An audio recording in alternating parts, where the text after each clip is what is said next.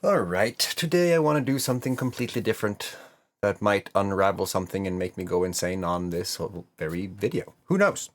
It's going to be interesting to see because I've had this urge, this thing inside of me that has to get out, and nobody has been equipped to do so.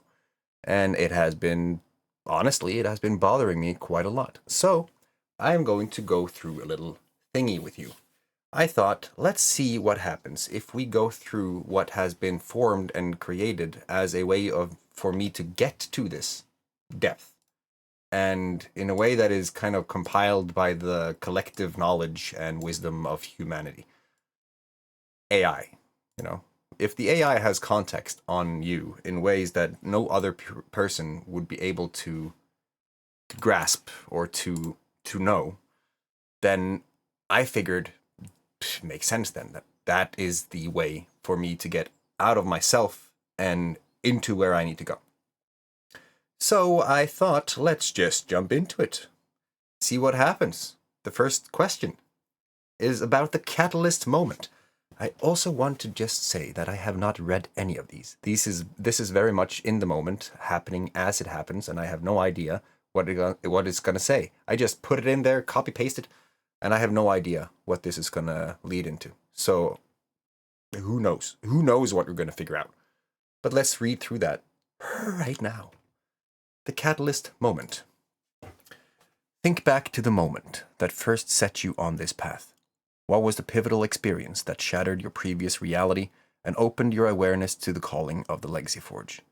Describe the sensations, the emotions, and the inner dialogue of that moment. Okay? What did you lose? And what did you gain in that moment?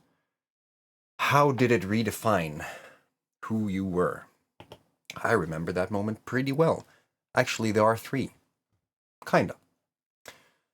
The first one was the realization that I was now going to prison, and then in prison, facing my own death, and kind of bargaining with myself not to do what I had planned to do.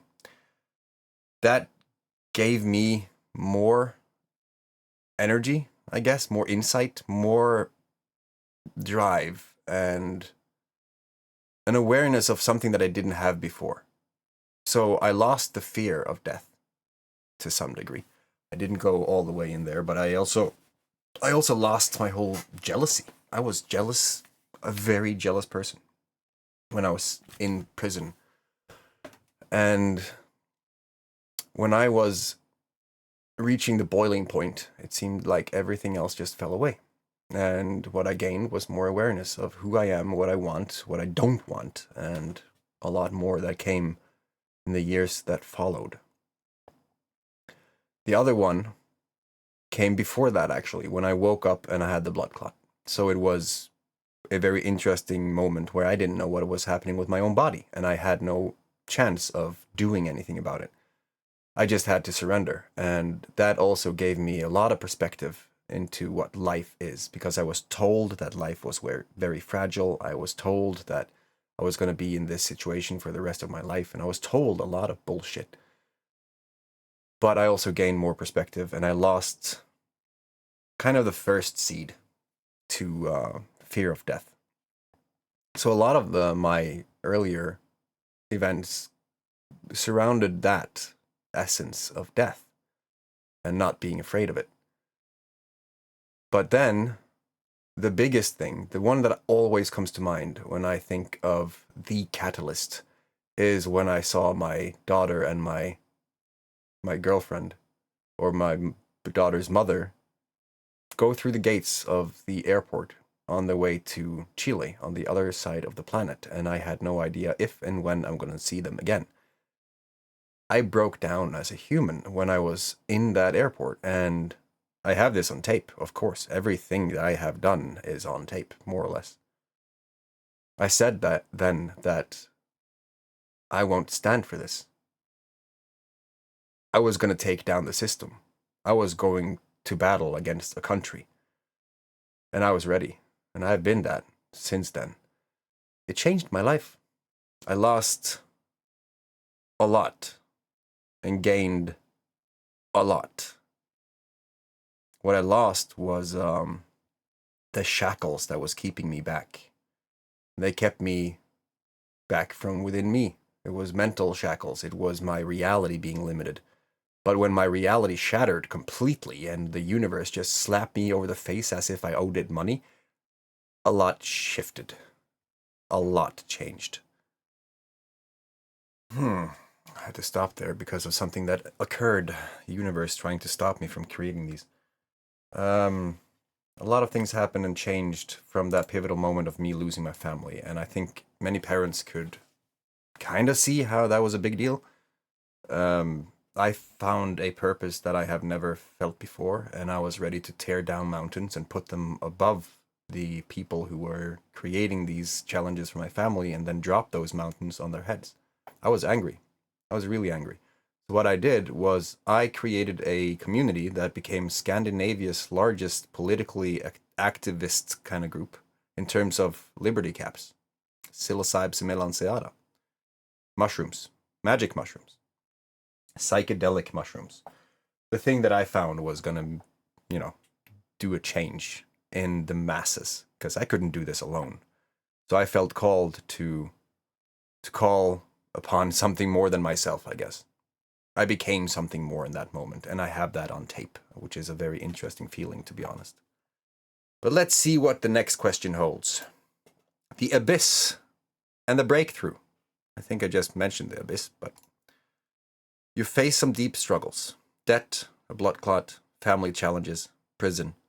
Can you identify a moment where you were at the absolute edge, where you felt everything was lost? How did you feel the call to rise again? And what was the first small step you took towards that rise? What were the voices in your head saying? And how did you quiet them or transform them into allies?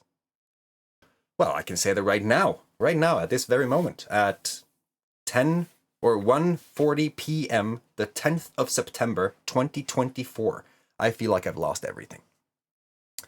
Right now. Everything feels lost because, first of all, my websites, my plural, every single website and domain and email and everything that I've owned is now gone until I get that back up. My father and my mother had some interesting reactions that just created a vacuum in terms of a lot in my family and me. So it was like becoming the black sheep and then just being ostracized or exiled because I had thoughts, values, and I put down boundaries. This happened with a lot of my closest people. So I felt everything, just everything, burnt to a crisp in a matter of days. Everything.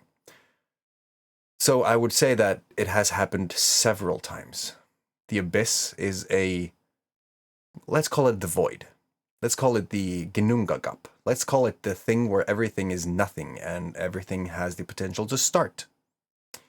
What was the voices in your head saying, and how did you quiet them to transform them into allies? I said enough is enough, because I knew that it was me not doing the thing that I needed to do. Everything that I was wanting to do, that I knew was the smartest thing to do to actually get to the vision, was not understood by everyone else because, of course, they didn't have the decade that I had of insights and context as to why I was doing the things that I was doing. It was like I had just learned algebra and they were still learning the basics of mathematics. And I was trying to say, well, this works. You just have to get to that point. And then you can start using these new tools and magic. Many people don't want to have that. Many people do not want to have a journey at all when it comes to these things, it seemed. So the result was that everything around me just crumbled. People said that they were something and they turned around and they went behind me and they stabbed me in my back so many times that I'm probably more ventilated than a freaking Swiss cheese. But it doesn't matter.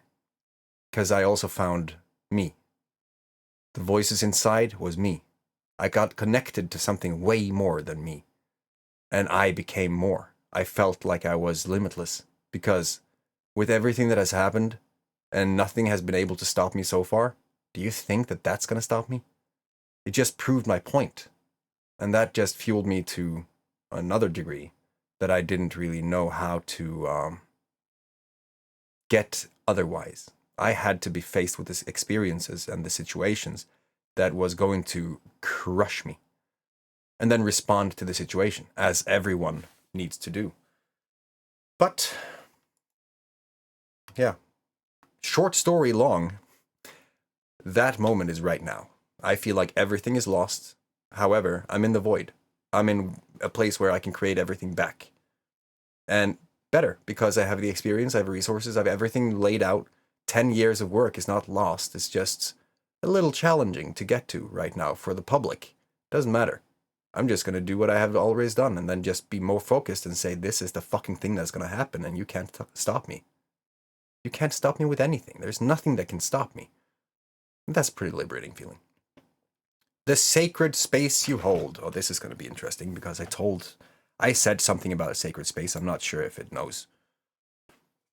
When you create a sacred space for others to connect with a forgotten energy, what is the frequency you're tapping into within yourself? Is there a particular experience or insight from your own life that allows you to create such profound space for others? Imagine describing this frequency as if it was a tangible entity. What does it look like, sound like, feel like? Well, we came up with a whole entire new spiritual philosophy and concept for this. It's called SLS. It's the merging of two words. It was a fucking joke. It was just something that came up in the passing. In Hindi, Ehsas means feeling, to some degree. It's very loosely translated, and I don't think it's correct. But the point stands. The word has been created. We can't go back. In Norway, feeling means følelse. So, Ehsas, følelse, SLS. Haha. We wanted to have something that defined a frequency, an energy, a feeling that was definitely different. It was unique. It was whiter than white. It was stronger than strong. It was happier than happy. It was a soul pluck of the string that just vibrated you towards where you needed to go. It was very different. It was a tangible force that called towards something that you had in your mind. And then once the steps are taken, more and more and more stuff comes to pass. And then is like, fuck, magic is real then. It's one thing to say that. It's another thing to observe that. It's a completely different thing to have that happen whenever you think or speak. So it just, one has to be freaking aligned with where you want to go and what that looks like. And stay on path. Be aligned. Because everything is being amplified. At some point, it seems like the layers of friction has gone away so hard, so drastically, that every thought is so in touch with this energy that it just happens. As it is happening. It is like instant. Many people will understand what I'm talking about. Some people, most of you, won't. And I understand that. So, that's why we have that QR code on the side there, because we know that people don't have any idea of navigating these situations where it seems like everything is just falling to shit. But at some point, it has also seemed like that if it didn't go to shit, none of the things that are happening would happen. So it was necessary, and everyone knows that. But it is about the whole, not being a lone wolf if you don't have to. When I'm holding sacred space, I am reminded every single time about how fucking annoying it is when you're on a very deep thought and you're trying to find the hole. You're trying to find the next thread in that thought. And other people, because they're uncomfortable with the silence that follows, will have something to add, which is effectively cutting that thread. And you can't go follow it because now the conversation is on them. So it's hard. That's why when I hold sacred space, I hold sacred space. I dive deep into you. I go deep into you. The person I have on the other side, I don't care about me in those situations. And because I don't, people feel that. And they get elevated to other frequencies and they see and feel and experience something that they haven't felt before. And because of that, life change. And the only thing that I can say in terms of what type of energy that is, the specific energy, It is when you're actually walking the talk and you're not just talking about it as if you read it in a textbook and you want to just shout it to the rest of the world as a self-proclaimed teacher of some stuff. You're actually trying to explain your own experiences by walking the talk and learning how the fuck that happened. That is more or less it. You can't have any expectations to it because if you have not had the experience, how the fuck are you going to be able to know when it's happening, you know? For those who've had the experience, no explanation is possible. Or for those who've had the experience, no explanation is needed.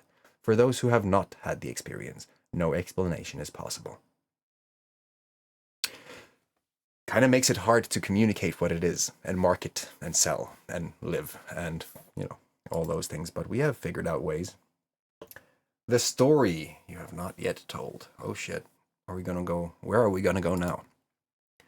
What is the one story from your life that you have never shared with anyone, not because it's painful or traumatic, but because it is so deeply personal and sacred? A story that feels like the core of your being. What does it hold? And what fear keeps it inside? How would this story change the way people perceive you? And more importantly, how would it change how you perceive yourself? Well played. Well played.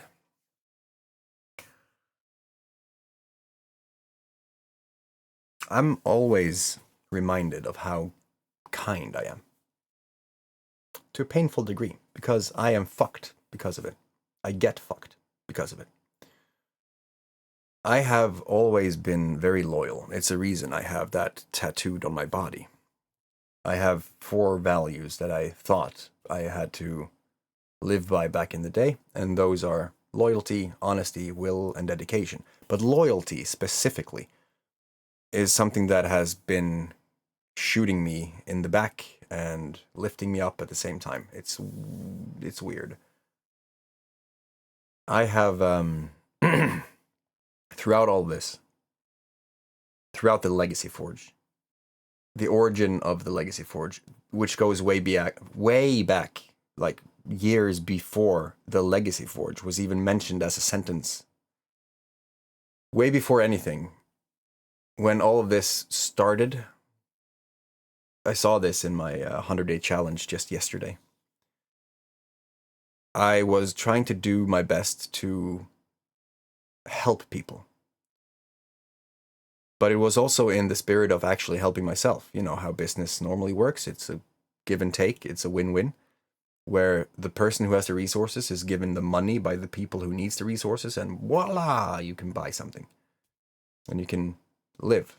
Because right now, we live in a world that is very materialistic. Very much so. So, finding the balance of how to ask for money, while also being in my my mindset of a debt victim, because I have had debts that is so beyond what most people can conceive of that it changed how I see money in totally.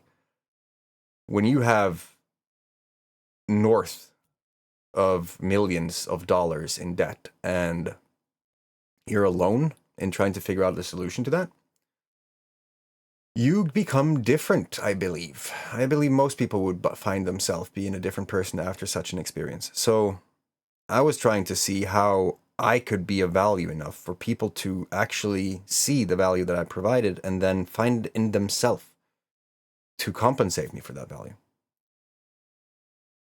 It has been a painful ride. I could have been the salesperson. I could have been the guy that said, I have this thing, it costs this much, this is how you're going to get it. I'm not going to give you shit until you pay me, though, because that's how it works. But I didn't. I went for years not honoring my own value. I went for years seeing my family struggle because I didn't have the funds to buy the fucking shit that is taken for granted in most homes. While I was also trying to fight the fucking Norwegian government because they didn't allow us to be a family, which is normal for a lot of people. But just me and my partner being together under the same fucking roof, being the parents for our children that we wanted to be, we couldn't. We couldn't because she wasn't part of Norway. So we didn't get any support financially. at all. We were in a gray zone that just removed all fucking rights. The things that people always say, will you have a right? Yeah, fuck that. If you have a loophole and you're a system, you're going to use the loophole. I couldn't go to the government to get my money, because if I did, then the whole grounds of her being with me and all that stuff, it would just create a fuck ton of consequences. And, they got deported. So the story that I have has been always keeping me limited. Every single thing that I've tried has kept me limited. I couldn't do what I wanted because I thought I lacked that. I couldn't do that because I thought I lacked this. I needed this, blah, blah, blah. It wasn't like that. It was my own shadow. Something that I'm trying to find by doing this very thing. This is literally why I'm doing this, because something needs to shift. I have received more money in my account based on things that we are doing than most people would understand is possible. Like, have you ever received $10,000 in one lump sum being sent to your account from your employer? If it's not a special occasion, bonus money, summer vacation money, or whatever, I don't think most people have. And so to navigate that, figuring out how I'm supposed to be the person that I want to help the people that actually need it, not just the pretentious people who say they are something and then they are trying to figure out how to do that, how to be that mask. I was trying to help the people that actually needed it. And by doing that, they were not in the mindset that I needed them to be, basically, so that they supported me for the support I gave them. It's a very weird thing. So we created a whole bunch of things around this, trying to figure out what is the best way. Given the fact that we are now also dealing in a very illegal thing. Like, if I'm talking about liberty caps and psilocybes and melanceata, most people will say that's illegal to talk about. Yeah, if we didn't have the liberty of speech, it would be. The freedom of speech is kind of important. So I'm the activist trying to work towards a solution in something that has not been created. And here I am with the whole history of my own money that is keeping me down. So right now, as I mentioned on the other question, the website is burnt. It's down. Its account suspended. Everything started to fall under the domino because these huge fucking events happened. It has happened all the time, but specifically in the late 2023, stuff happened that it took a while to get back. And because of that, now it's like I'm trying to figure out, how do I do what I was supposed to do a month ago when I don't have the storefront that I was going to do it through? It's literally like, this is the case. If you were to come to my cafe, you love the cafe, you're there all the time. And then all of a sudden I figured, you know what? I think that, people love the coffee. They've been giving it for free for fucking years. I think it's about time that I actually put a price on the coffee. And then the next day, the fucking cafe burns down and everything, the equipment, the coffee, the resources, the materials, the ingredients, everything is just burnt down. The fucking employees are like corpses in there. Everything just went to shit. And here I am, standing outside of the coffee shop. This is no problem. I made coffee from the ashes. Let's try to rebuild, That's kind of what I feel like. But it's not like that at all. Because I have something. Something has shifted. I think the story that I haven't told anyone because it's so personal is my own transformation. And I'm scared of it. I'm scared of it because the energy, my whole drive, my clarity, my intentions, my ability to do the things that I'm going to do, it's easy. I'm literally sitting with the key in my hand. By me putting down my foot, saying enough is enough, and acting like it, putting up the things that allows people to see that I don't fucking kid around anymore, that's going to change everything. So the story that I haven't really told is the story that is going to come now. All the things that have happened, they happened. Everything that is going to come now, be fucking prepared. Because I think that most people around me, specifically my inner circle, will be shocked. You have no idea. 90% of the people around me who knows me very deeply, like through family and stuff, those people you kind of expect to know more about you than they do, they're going to be shocked. Because what I'm going to do is going to be so different from the person they thought they knew. Because they didn't ask the questions, because they didn't care, shit is going to happen that is going to blow them away. And this has been noticed. That's the problem. It has already happened. It has been noticed by the people who actually need it, the people who actually care. So the things that are coming now as a side effect, as a consequence of me just saying enough is enough. I have this thing in myself, in me, in my body, in my entire reality, and I know I can create new timelines. So why should I keep that? You know what? My kids are kind of dependent on me forging something that they can actually survive from. Because in 20 years, iPads and shit is not going to be the same as now. You're kind of ignorant if you think that if you just ignore it for long enough, it's going to just blow over. Right now, we're in a time that is crucial for people to just realize you have power. Just speak the fuck up and tell people about your power. And if you don't, if you want, then you need to ask people. You need to actually do something to get into your power. So now, let's go into the next one. The vision beyond the horizon. What are we looking at here, then? You speak of creating Valhalla and other centers worldwide. If you were to step into the reality now, looking back, what would be the story of your evolution? What would you tell people about the key moments that defined you, the challenges that refined you, and the loves that aligned you? I have to say that sentence again. What would you tell people about the key moments that defined you, the challenges that refined you, and the loves that aligned you? Well done. I actually got some chills there. That was a good sentence. It's what I'm doing right now, isn't it? When I'm sitting by the long fireplace in Valhalla, I'll be telling the story about how we got there. And it's going to be a short one, I think. It's not going to be a long story, because what's the point? The story has been shared all along. And the loves that aligned me, and the challenges that refined me, and the key moments that defined me has already been shared. Most of them kind of in this story right now, today. But I'm always in that reality, and that's my problem. I'm collapsing time between now and then.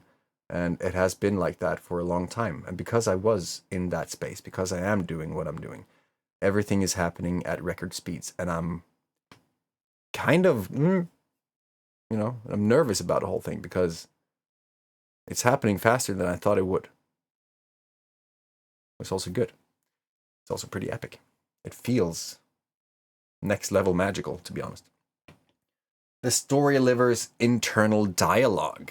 All right. As a story liver, what are the conversations you have with yourself that no one else hears?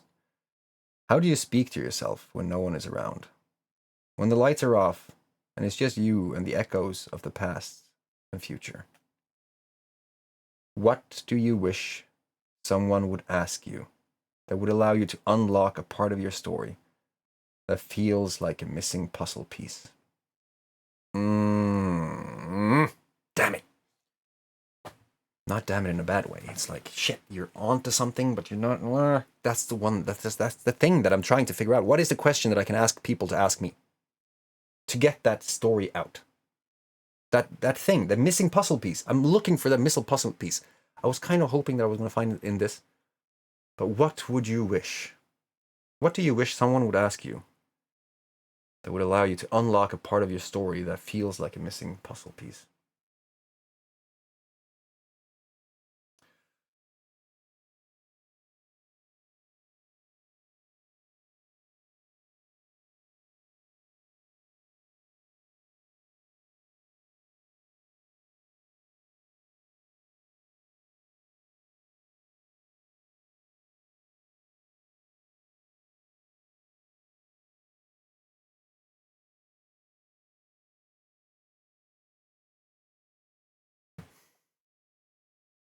This is where the problem is, I think, because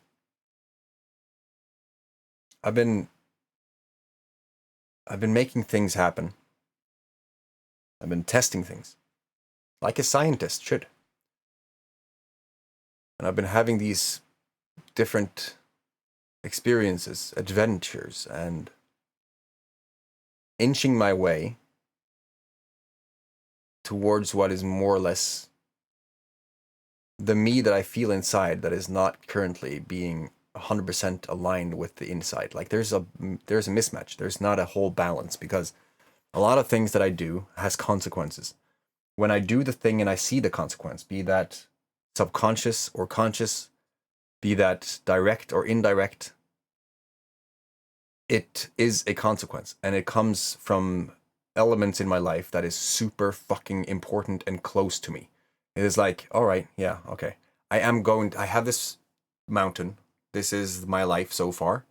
Everything around this mountain and on this mountain is what I love and identify with. Everything, this is me, basically, a reflection of me. Now, all I need to do is just blow the fuck out of that mountain and make it go away, and then start from scratch, start fresh.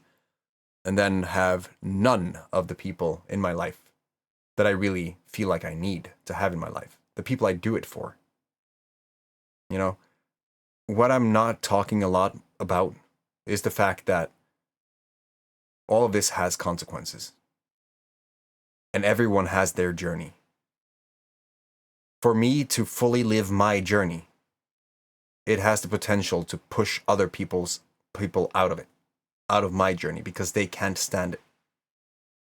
It's like, if people are at a specific place in their journey, and I'm not saying this as a better than, worse than kind of scenario. This is simply, how much have you researched, experienced, and how much do you know about yourself versus the other person? You know, if I know more about myself and what I need, and put down boundaries and put my values ahead of other people's opinions and shit, then me living my life is going to trigger the fuck out of people who don't live theirs. And if those people are very intertwined, entangled in my life, a big part of my life, the decision to make the action happen that could result in them removing themselves from my life is very hard to make. It is extremely hard to make. Last time, as I said, I lost my father and my mother. So it's not something that is easily done. And that's the story that I don't really tell everyone else, because I'm scared shitless of what would happen. At the same time, I've worked with this thought for a long time, and it's just a validation. It's like, all right, so it seems like that is the thing. I'm onto something. I have to then honor that. And I have to take the consequences by doing it. The legacy you are forging. When you think about the term legacy forger, how does your story embody this? If you were to distill your life's journey into a symbol or single sentence that encapsulate the essence and mission, what would that be? Raising frequencies. Simple. Simple. Raising frequencies are 2 words, sure. And the ignorant will just laugh. And those people who see will think, interesting. And those people who are on the path will hear the story of how the frequencies can be emotions, and the emotions can be triggered by your thoughts and actions and results and all the things. Raising frequencies. That's it. Forging legacies by raising frequencies. Carry on.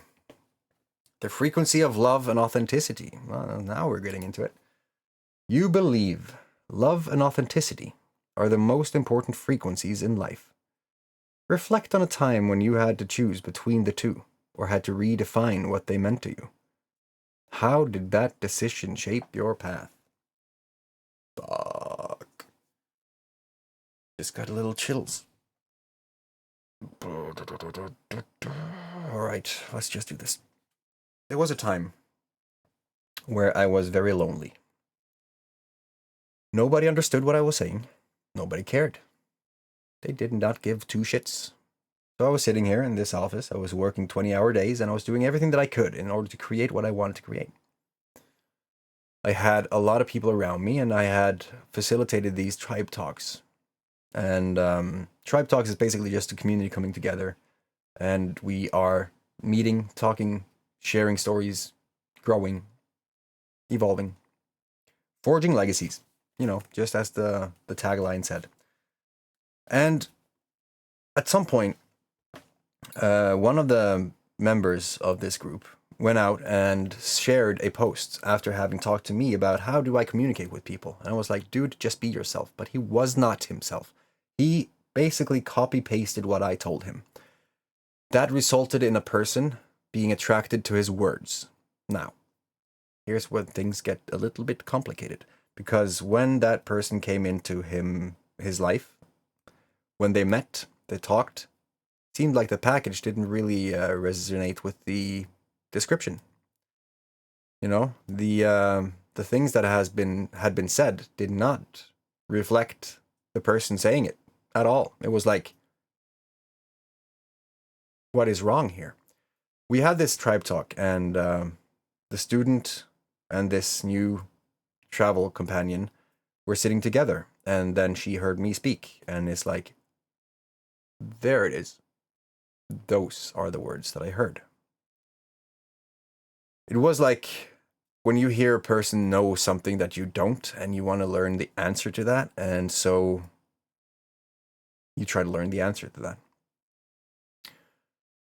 For context, this person was living in a van and was traveling the world, or traveling the Norwegian country roads with a dog. I'm just going to say right now, as a disclaimer, this is going to be very hard for me to talk about because this is one of those horrible fucking moments of my life where everything was tested. All right? Without putting anyone on the spot as well, I'm going to try to delude the message because I have been the only one talking about this. Nobody else has stepped up and told their version of the story. So it's very hard for me to tell this story. But it is one of those bigger fucking stories that has to come out. It needs to. There was a mission that came to be now, and the person started to travel down. She and her dog lived in the car, and this is one of those lifestyles that I was deeply fascinated by. I wanted to learn more. I wanted to know how I can create my van, because I wanted to have an office, a bed, and everything that I needed on wheels, so I can just travel the world and have these experiences wherever. Right? More freedom. We talked a lot, because there was a lot of things going on in terms of social media and just marketing and how to make sure that you can create an income stream while on the road.